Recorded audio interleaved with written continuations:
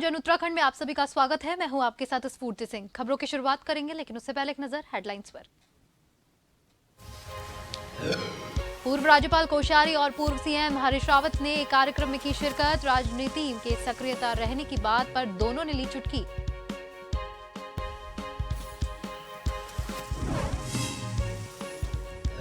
Corona मुक्त हुआ उत्तराखंड। प्रदेश में शून्य हुए कोरोना मरीजों की संख्या। एक हफ्ते से नहीं आया एक भी मरीज। स्वास्थ्य मंत्री ने थपथपाई अधिकारियों की पीठ।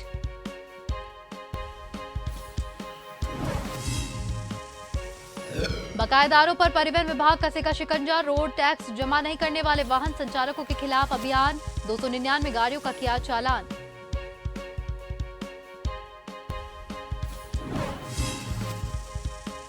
प्रदेश में नकल विरोधी अध्यादेश लागू किए जाने को लेकर बीजेपी कार्यकर्ता और युवा जता रहे धामी सरकार का आभार। सितारगंज में निकाली गई बाइक रैली तो लक्सर में निकाली आभार रैली।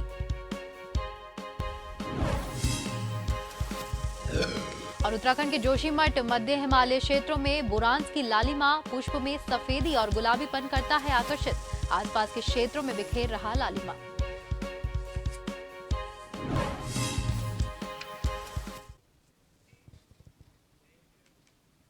और अब खबरें विस्तार से। जोशीमठ देवनगरी भूधसाव की जद में है, जिस कारण से पूरे जोशीमठ देवनगरी में चारों तरफ सन्नाटा पसर चुका है। बता दें कि अब जोशीमठ देवनगरी में बहुत कम लोग दिखाई दे रहे हैं। आधा से ज्यादा जोशीमठ पूरी तरह से पलायन हो चुका है।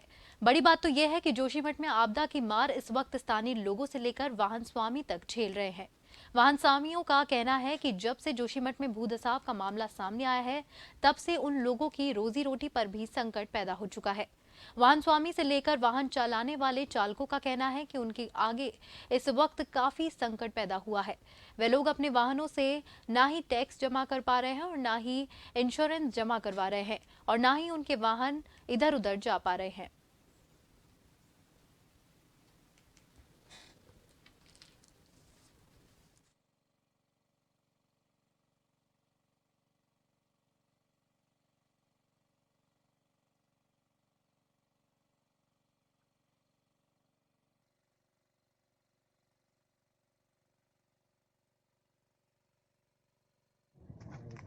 यहाँ पर भूदसाव चल रहा है। इसके तहत आप लोग देख रहे हैं कि यात्रियों का आना बिल्कुल कम हो गया है। हम लोग औली के सीजन पर भी डिपेंड थे। औली यहाँ पर 2 महीने बढ़िया सीजन चलता था और गाड़ी वालों की आय अच्छी होती थी। हमारी गाड़ियाँ हरिद्वार या देहरादून जाती थी, लेकिन आजकल वहाँ भी सवारियाँ नहीं है। हरिद्वार जो है 6-7 दिन में गाड़ी जा रही है। चमोली अगर गाड़ी एक दिन जा रही है तो वो तीसरे दिन लौट रही है। कि लोगों का सवारियों का अभाव हो गया है। लोग बागों ने जोशीमठ आना जाना लगभग ना के बराबर है। में वो दशा हुआ तब से तो 2 महीने पूर्ण हो चुके हैं। तब से बिल्कुल हमारा काम धाम बिल्कुल ठप पड़ा हुआ है। हम आ रहे हैं, सुबह टैक्सी में आते हैं, गाड़ी खड़ी करते हैं, उसके बाद शाम दिन भर कोई काम नहीं है। लगातार हम लोग ऐसे परेशान हैं कि बताओ, गाड़ी में किस्त वगैरह कई चीज़ें की इतनी प्रॉब्लम हो चुकी है, बहुत ही परेशान है। मतलब जोशीमठ में कुछ काम धाम रहे नहीं। आप देख रहे हैं काम धाम हमारे पास कुछ है बचा हुआ नहीं है। जोशीमठ की स्थिति बहुत ही विकट हो चुकी है इस टाइम पे। और सरकार अभी भी हमसे टैक्स वैक्स के बारे में हमसे कोई चर्चा हुई नहीं सरकार की। किस्त हमारी गाड़ियों की जान नहीं रही है, काम हमारे पास है नहीं। आप देख सकते हैं गाड़ी हमारी 1-2 महीनों से खड़ी हुई है। आ रहे हैं गाड़ी वाले, यहाँ आ रहे हैं खाने के लिए पैसे में, गाड़ियाँ आ रही सो जा रहे हैं। और क्या काम दाम तो कुछ रह नहीं गया है। लोग खाली ऐसे ही पड़े हैं। किसने टैक्स देना है, किसने गाड़ी की किस्त देनी है, कहाँ से देंगे जब काम दाम कुछ है ही नहीं, कहाँ से करेंगे। और सरकार ऐसे है कि पेनल्टी में पेनल्टी ले रही है। अगर 15 दिन में अगर टैक्स जमा नहीं किया तो 50 रुपये टैक्स वसूला जा रहा है ये प्रतिदिन के हिसाब से। कहाँ से देंगे जब काम दाम कुछ है ही नहीं किसी के पास। तो सरकार भी कुछ सोचे हमारी तरफ। उत्तराखंड स्टूडेंट फेडरेशन ने सिटी मजिस्ट्रेट को ज्ञापन सौंपा। इस मौके पर उत्तराखंड स्टूडेंट फेडरेशन ने जिला अध्यक्ष रविंद्र सिंह रावत ने कहा कि उत्तराखंड में नशा कोई सहयोग वंश नहीं फैल रहा। ये एक सोचा समझा राजनीतिक षड्यंत्र है जो उत्तराखंड के जोशीले और क्रांतिकारी युवाओं को अपना शिकार बना रहा है। उत्तराखंड में 22 सालों से राज करने वाली राजनीतिक पार्टियों ने कभी भी इस मुद्दे को गंभीरता से नहीं लिया, जिसका परिणाम यह है कि उत्तराखंड में लगभग 70% युवा नशे की चपेट में है। राष्ट्रीय पार्टियां कभी नहीं चाहती कि उत्तराखंड का युवा इस नशे के गर्द से बाहर निकले, लेकिन इस मक्कर जाल को युवाओं को खुद तोड़ना होगा। और अब युवाओं ने ठान लिया है कि वे नशे के खिलाफ मुहिम छोड़ेंगी और टीम बनाकर काम करेंगी।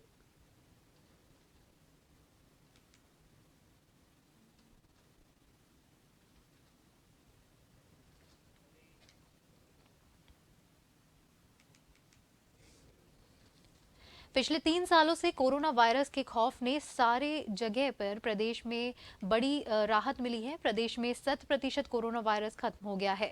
पिछले कुछ दिनों से राज्य में ना कोरोना वायरस के मामले आ रहे हैं और जो कोरोना पॉजिटिव थे उनकी रिपोर्ट भी नेगेटिव आई है। ऐसे में राज्य में कोरोना वायरस पूरी तरह से खत्म हो गया है। इसके लिए स्वास्थ्य मंत्री धन सिंह रावत ने प्रधानमंत्री नरेंद्र मोदी और मुख्यमंत्री पुष्कर सिंह धामी का आभार व्यक्त किया और कहा है कि प्रधानमंत्री के मार्गदर्शन पर राज्यवासियों को वैक्सीन की पहली डोज 100% लगी और दूसरी डोज भी 100% लोगों को लगाई गई, जबकि प्रिकॉशन डोज 30% से ज्यादा लोगों को लगाई गई। इसके चलते ये परिणाम सामने आया है। परिवहन विभाग अब बकायेदारों पर शिकंजा कसने के मूड में नजर आ रहा है, क्योंकि करोड़ों रुपए का रोड टैक्स दबाए बैठे वाहन संचालकों के खिलाफ विभागीय अफसरों ने अभियान शुरू कर दिया है। अभियान के तहत अब तक रोड टैक्स नहीं जमा कराने वाले 299 गाड़ियों का चालान किया गया और 77 वाहनों को सीज किया गया। वहीं आरटीओ प्रवर्तन अधिकारी ने बताया कि सीज गाड़ियों का यदि समय रहते टैक्स जमा नहीं कराया गया तो उत्तराखंड कराधान सुधार अधिनियम 2003 के तहत नीलाम कर दिया जाएंगे।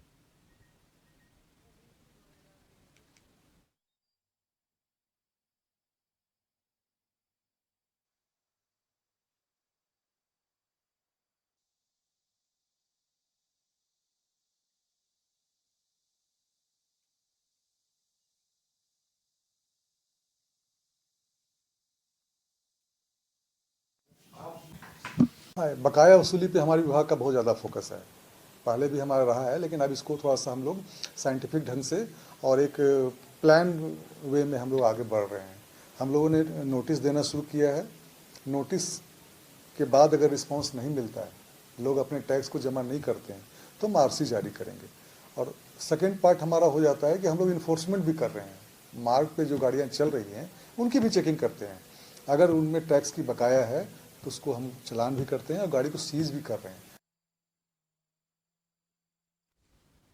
जोशीमठ मध्य हिमालय क्षेत्रों में अमूमन लाल बुरांस की लालिमा और अद्भुत छटा बसंत की शुरुआत में देखने को मिलती है, लेकिन इन सब से अलग और अद्भुत है सफेद बुरांस का पहाड़ी जीवन के सामान्य वातावरण में खिलना। सामान्य तौर पर राज्य वृक्ष पर खिलने वाला बुरांस, लाल बुरांस का पुष्प 1500 से 2500 मीटर के मध्य खिलता है, जिसके ऊपर खिलने वाला बुरांस के सामान्य प्रजाति वाले पुष्प में सफेदी और गुलाबीपन होता है, जिसे जहरीला माना जाता है। लेकिन सफेद बुरांस का सामान्य ऊंचाई पर खिलना अद्भुत तो है ही, शोध का विषय भी है। ये कुदरत का करिश्मा ही है। उच्च हिमालय क्षेत्रों में उगने वाला सफेद बुरांस का फूल जोशीमठ ब्लॉक में समुद्र तल से 1800 मीटर की ऊंचाई पर स्थित सेलंग गांव में खिल रहा है।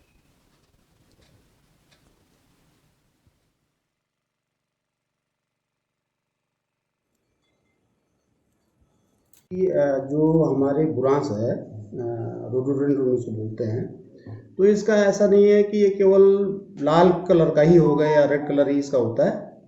हाँ, एल्टीट्यूड का जरूर होता है कि अगर आप हायर एल्टीट्यूड में जाएंगे तो वहाँ आपको वाइट ज़्यादा मिलेगा, लेकिन इसकी अलग अलग स्पीसीज है। ये लाल के साथ साथ जो है सफ़ेद भी होता है। बहुत मतलब इसमें न तो क्लाइमेट चेंज का कुछ है कि क्लाइमेट चेंज हो रहा है उस वजह से सफ़ेद हो रहा है, ये कहीं से इसका बीज आएगा, हायर एल्टीट्यूड से आ गया होगा तो वो जो है वाइट कलर का है।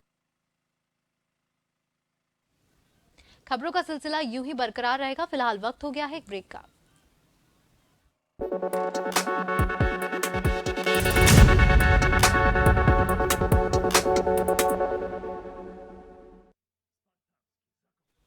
ब्रेक के बाद एक बार फिर से आप सभी का स्वागत है। भारतीय जनता पार्टी उत्तराखंड के मुख्यमंत्री पुष्कर सिंह धामी सरकार द्वारा उत्तराखंड में प्रभावी नकल विरोधी कानून पारित किए जाने के उपलक्ष्य में सितारगंज के रामलीला मैदान में bike rally Bharatiya Janata party के कार्यकर्ता और पदाधिकारियों के द्वारा निकाली गई। इसमें युवाओं द्वारा आयोजित अभिनंदन और आभार रैली का आयोजन किया गया। महाराणा प्रताप चौक होते हुए सितारगंज मुख्य चौक से स्वागत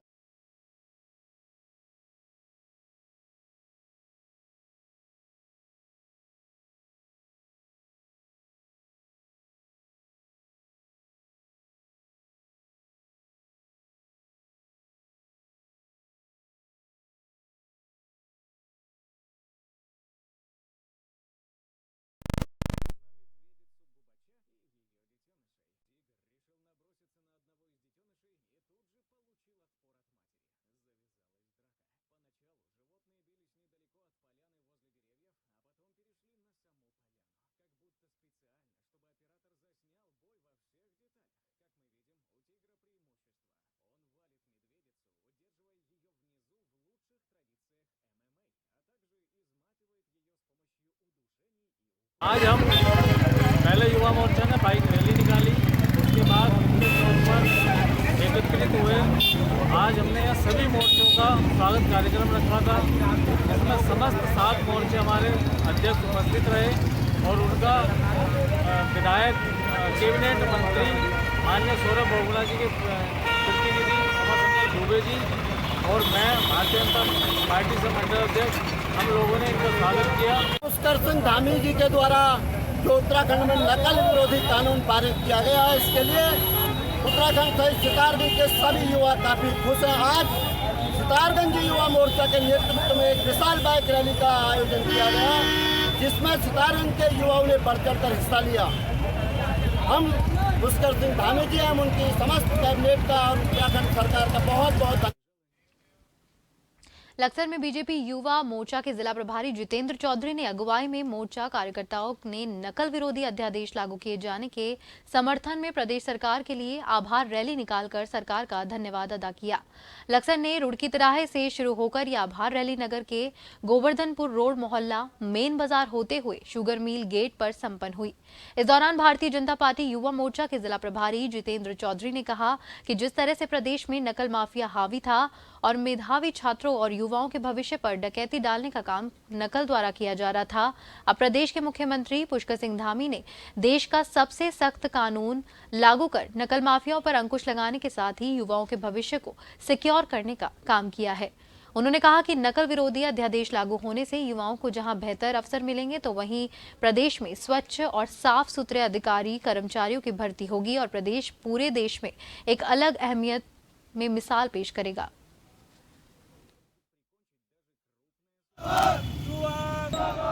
यशस्वी मुख्यमंत्री श्री पुष्कर सिंह धामी जी ने जो चोर पैसे लेकर युवाओं को भटकाते थे, उनसे मोटा धन इकट्ठा करके उनकी भविष्य के साथ खेलते थे, उन पर लगाम कसने के लिए जो नकल विरोधी एक अध्यादेश 9 फरवरी 2023 में पास किया है, जिसने एक कानून का रूप लेकर उनको जेल में डालने का काम करेंगे, उसके समर्थन में, उसके सम्मान में और उनको बधाई देने के लिए माननीय पुष्कर सिंह धामी जी को हमारे युवा मोर्चा लक्सर की तरफ से एक कार्यक्रम आज पदयात्रा के रूप में रखा गया है, जिसमें भारी संख्या में लोग भाग ले रहे हैं।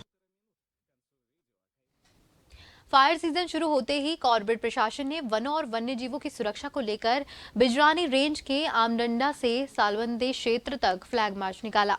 आपको बता दें कि इस बार फरवरी माह में ही गर्मी ने पुराने समय के रिकॉर्ड तोड़े हैं, जिसमें पूर्व फरवरी माह में कभी इतनी गर्मी देखने को नहीं मिली।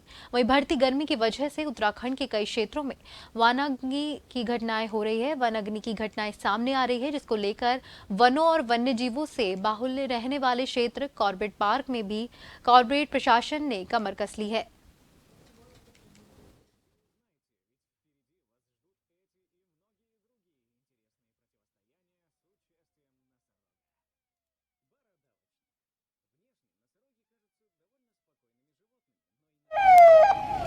वनाग्नि काल शुरू हो गया है, तो इसमें ग्रामीणों को जागरूक करना और मानव वन्य जीव की घटना को भी न्यून करना हमारा इसमें उद्देश्य है।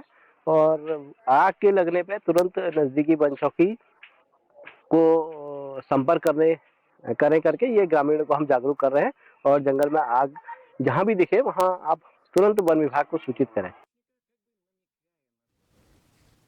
उत्तराखंड के कोटद्वार में वरिष्ठ पुलिस अधीक्षक श्वेता चौबे ने कोटद्वार पुलिस थाने का वार्षिक निरीक्षण किया। एसएसपी ने कोटद्वार थाना पहुंचने पर पुलिस जवानों द्वारा गार्ड ऑफ ऑनर दिया गया। इसके बाद एसएसपी ने पूरे पुलिस थाने का निरीक्षण किया और पुलिस कर्मियों का शस्त्र निरीक्षण भी करवाया गया, जिसके बाद में एसएसपी पौडी ने अधिकारियों को रेगुलर अभ्यास करवाने के भी निर्देश दिए।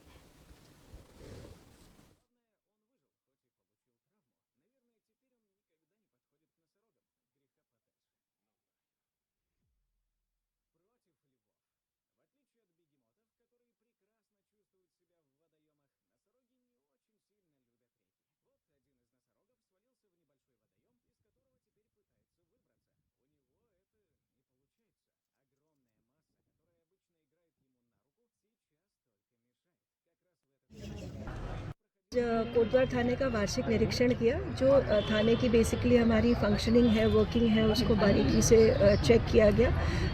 जहाँ जहाँ कमियाँ मिली उसके निराकरण के लिए एडिशनल एसपी कोटद्वार, जो हमारे क्षेत्राधिकारी हैं, थाना प्रभारियों ने निर्देशित किया गया।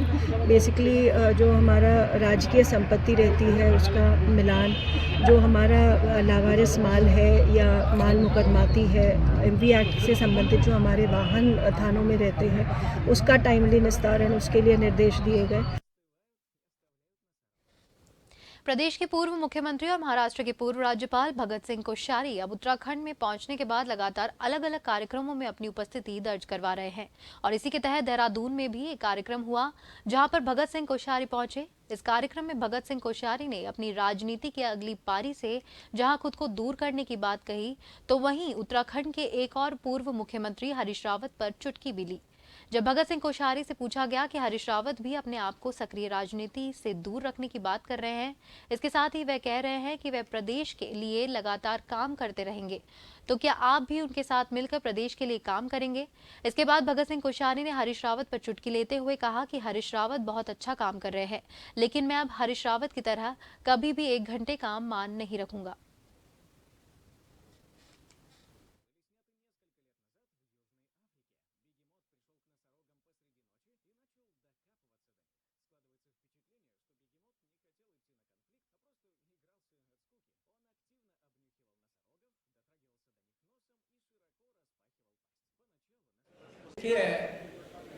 वो कोई भी अच्छा काम करेंगे उनके साथ दूंगा, लेकिन 1 घंटे का मौन कभी नहीं रखूंगा।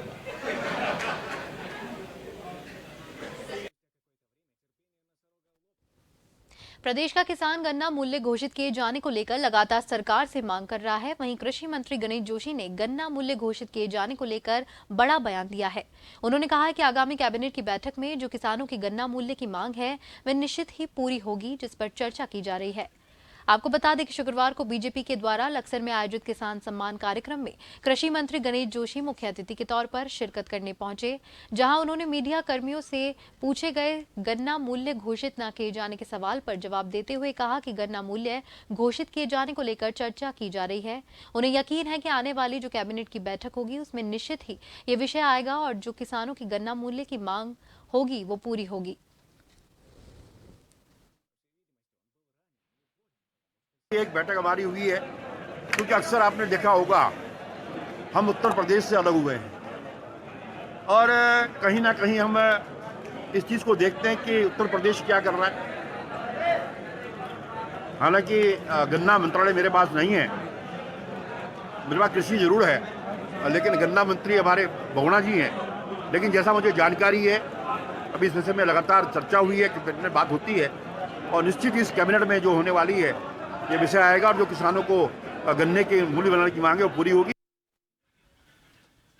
उत्तराखंड में चारधाम यात्रा का आगाज 22 अप्रैल 2023 से शुरू होगी। यात्रा केदारनाथ और बद्रीनाथ धाम के कपाट खुलने की तिथि हो गई है तय, तो वहीं गंगोत्री और यमुनोत्री धाम के कपाट खुलने की तिथि घोषित होनी बाकी है।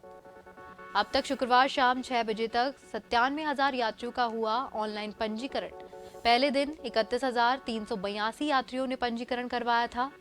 4 दिन के अंदर धाम के लिए पंजीकरण की मुख्य संख्या पहुंची 1,53,223 पर। केदारनाथ और 43,702 बद्रीनाथ धाम के लिए पंजीकरण हुए हैं।